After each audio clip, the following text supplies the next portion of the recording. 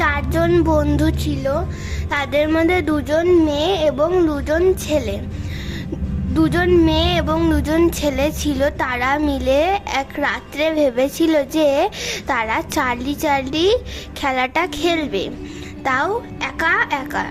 রাত্রেবেলা একটা ঘর বন্ধ করে অন্ধকার করে একটা পেপারের মধ্যে নো আর ইয়েস লিখে তারা দুটো কলম নিয়ে তারা এই খেলাটা শুরু করলো।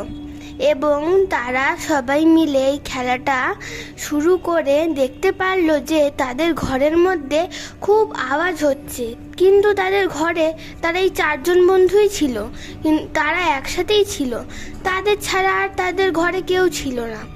কিন্তু তাদের ছাড়াও তাদের ঘরে কয়েকটা আওয়াজ হচ্ছিল, তারা বুঝতে পারছিল না যে সেই আওয়াজগুলো কে করছিল।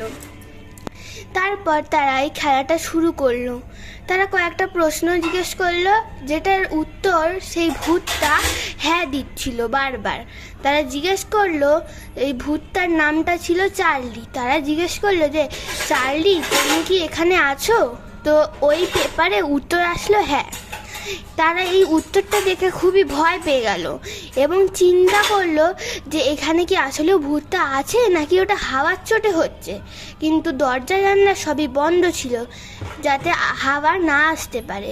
এই কথাটা ভাবতে ভাবতে তাদের চারজনের মধ্যে একজন বন্ধু, মানে সেই ছেলেটা, একজন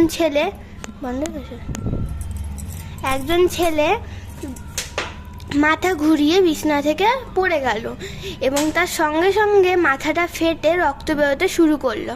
তারা ডাক্তারখানায় যাওয়ার জন্য তৈরি হলো এবং ডাক্তারখানাটা দেখলো বন্ধ, কেন কি তারা এই রাত 3টের সময় এইটা করছিল, এই ভূতের চ্যালেঞ্জটা করছিল।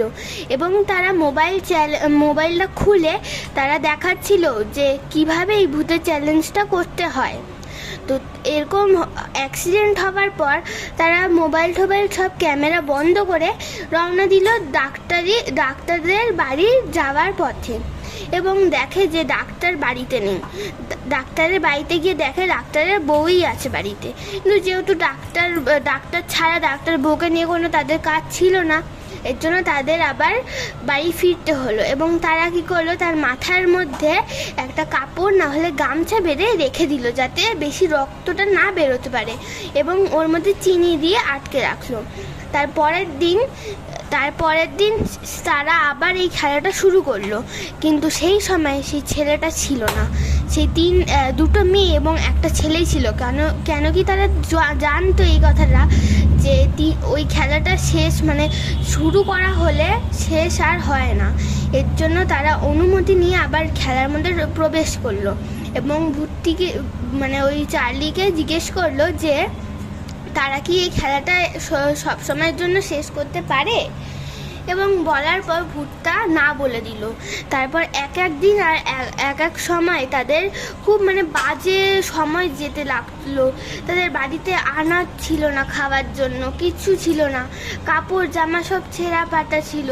আস্তে আস্তে তাদের